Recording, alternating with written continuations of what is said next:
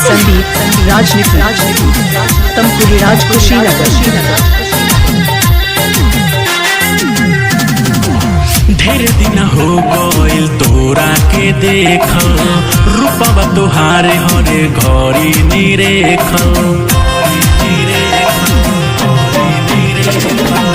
ढेर दिन हो गइल तोरा के देख, रूपवा तोहारे हरे घड़ी निरेख।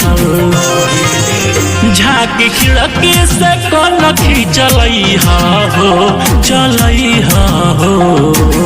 हमारा बलिया जब तो फल बेचैहा हो, बाबू सोना जानू कहि के बोलैहा हो, बाबू सोना जानू कहि के चिलैहा हो।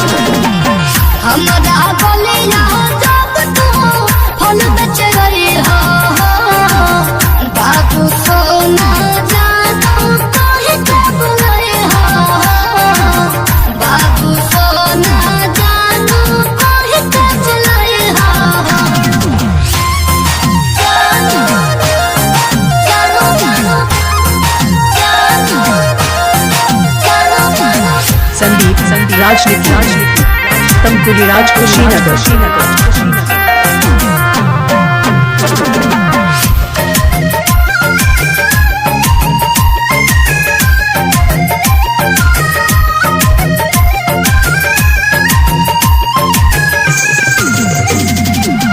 जुम्मक दिन शुक्रवार कहनवै हो, जातनी महर महजिद कहनवै हो। बुझल? जुम्मक दिन शुक्रवार कहनवै हो, जातनी महर महजिद कहनवै हो। ललका टी शर्ट पहनले रहब हो, दिलवा के बात तुहसे कहब हो। अच्छा। छत के ऊपर से ओढ़नी हिलैहा हो, लहरैहा हो। हमारा बलिया जब तो फल बेचैहा हो, बाबू सोना जानू कहि के बोलैहा हो, बाबू सोना जानू कहि के चिलैहा हो।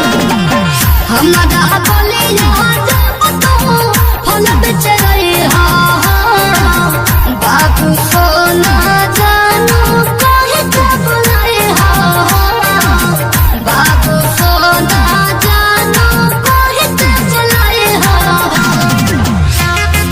जानू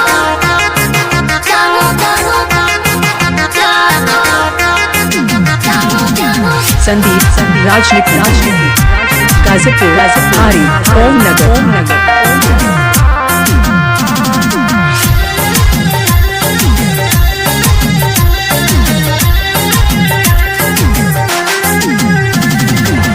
जन जयोनी कब कहर पिटाए हो, तू ही कहबा मोरा दर्द के दवाए हो। हाँ, जन जयोनी कब कहर पिटाए हो, तू ही कहबा मोरा दर्द के दवाए हो। करतनी हम तुहसे वादा हो, टाइम न ले तोरा जाता हो। अच्छा। आके जादू के झप्पी दे के जइहा हो, चली जइहा हो।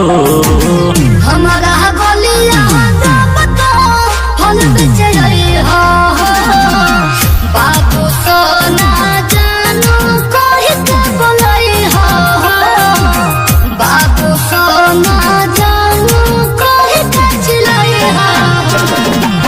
हमारा बलिया जब तो फल बेचैहा हो, बाबू सोना जानू कहि के बोलैहा हो, बाबू मोबाइल नंबर 95 010 51 135।